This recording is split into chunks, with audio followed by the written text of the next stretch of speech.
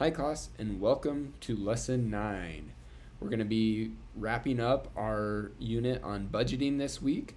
So, hope you've enjoyed it so far. Hope as you've been tracking your expenses, maybe you're already seeing some patterns. And this week, we're going to utilize that data that you've been tracking, I think, since, gosh, what was it, like week 5 or something like that, that I think we said to start tracking those. Um, Anyways, with that, the life skills portion this week is going to be heavily focused on budgeting, and that's where you're going to need that information that you have been tracking for the last 4 or 5 weeks. Um, Budgeting is such a great topic. It's so good. It's one of those things that's also really hard to do. Like, you really have to be disciplined, right? Because it's not something somebody's going to ask you to see, right? Like, one thing about like paying bills and stuff like that, you have to do it every month and you have to do it by a certain date. With budgeting, it's all up to you. It's almost like scripture study where no one's probably going to ask you, hey, are you budgeting, right? I mean, you have to really hold yourself accountable. So there's some really good topics in the lesson on budgeting, or some really good key points that I want to touch on real quick. The first one is talking about net income. I love the idea of making sure that you utilize your net income. All too often when I've taught budgeting classes, people are like, well, I make $15 an hour, or I make $20 an hour, whatever it is that you make, right? Or maybe you're salaried and you get a certain amount every year type thing. Well, you don't ever actually see all that money, because you're going to have to pay taxes. You're going to have to pay insurance if you've got, your family and stuff. A lot of times with a full-time job, you'll pay insurance. Maybe you're putting money away in your 401k. So when I do my budget, I like to go off my net income, right? That's the amount of money that's actually getting put in my bank account every single paycheck, right? And that's what I budget off, because that's the real money that I see. All the other money, it's like, yeah, maybe I made it, but a portion went to the government, a portion went to my insurance, a portion went to my 401k retirement plan, a portion went to other, insurance stuff. And so with that, make sure that you're using your net income. Now, I know we've talked about tithing and fast offerings, and everybody kind of handles it different. But I put tithing and fast offerings kind of almost, I don't want to call it a bill, but I put it in my bill. Like, some people like to remove that from their net income, and like almost like taxes, right? And anyways, because it doesn't automatically get taken out of my paycheck, I consider my net income like what goes into my bank account, and then from there I do my expenses and my bills, and I consider tithing not a bill, but anyways, you get what I mean.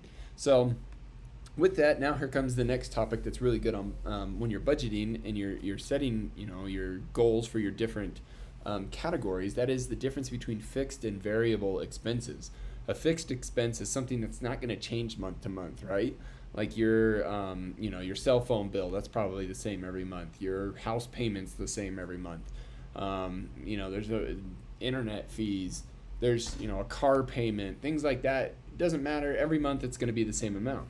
Then there's your variable expenses, and even within variable expenses, I think there's a couple of categories, because there's some variable expenses that are bills. For example, like the electricity you use at your home, that's a variable expense in the sense that maybe every single month it's not the same, but it probably is always within a certain range. Then you might have variable expenses like buying clothes or groceries, or maybe even a category for things that you don't have to do every month, right? You're probably not needing to buy new clothes every month. So from there, after your fixed expenses, you kind of have what I consider your variable expenses that you still have to pay every month, and then you have your true variable expenses, which are maybe things that don't always come on a certain cycle. Now, if you're like me and my family, we do try, and at least like with groceries, like once a week we're buying groceries. It's usually about the same, so that helps with budgeting. Gas, it depends on what we're doing. Sometimes we travel more, sometimes we travel less, but more or less on a week-to-week basis, gas for our cars, we're able to budget for that. But then things like kids' shoes and clothes and all that stuff, when do you budget for that? Well, it's always good to set some of that aside. What we like to do is we'll like put a little bit aside as if we did spend it, but even though we didn't spend it, and then when we need that, boom, there's the money for it. So just some tips there. And then obviously, of course, when you're doing your budget, you want to have a balanced budget, meaning that your expenses are less than your net income, right? Remember, use that net income, not how much you make, but your net income, which is, in my opinion, the true amount that you make. All right. So your application activity, as I mentioned earlier, you'll be using that data that you've been collecting. Now, it's going to be similar to last week's, can't remember if it's last week or a couple weeks ago, application activity where it asks you some questions about the data. You're not going to necessarily send me all of your expenses that you've been tracking or your budget or anything like that.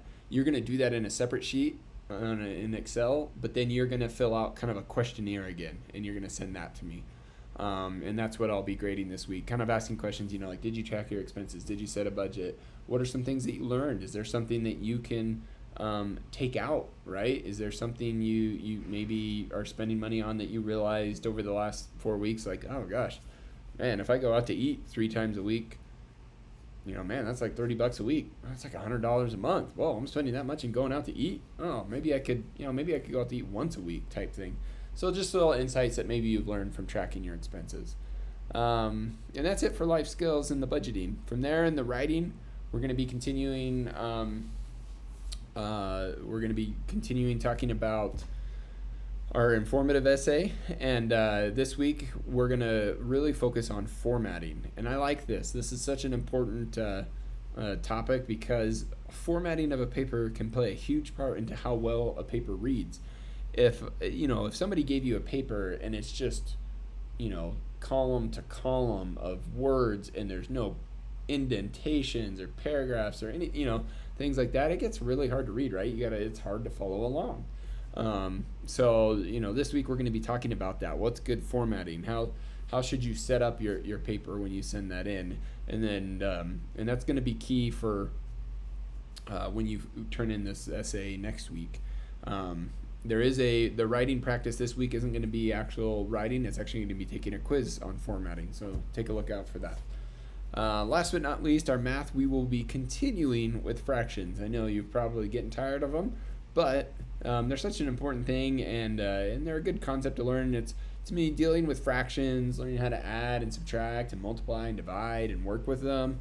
It's one of those things that just, it takes a lot of practice. And so the more you do it, the more it's going to get ingrained in your brain. And then it'll be one of those things that you'll probably, as you do it more and more in this class, you're just going to always remember. You won't forget it. So with that, that's all I've got for this week. As always, leave a comment below if you've got a question about the material, or if you've got a personal question, feel free to reach out to me. Have a great week, everyone. Talk to you next week.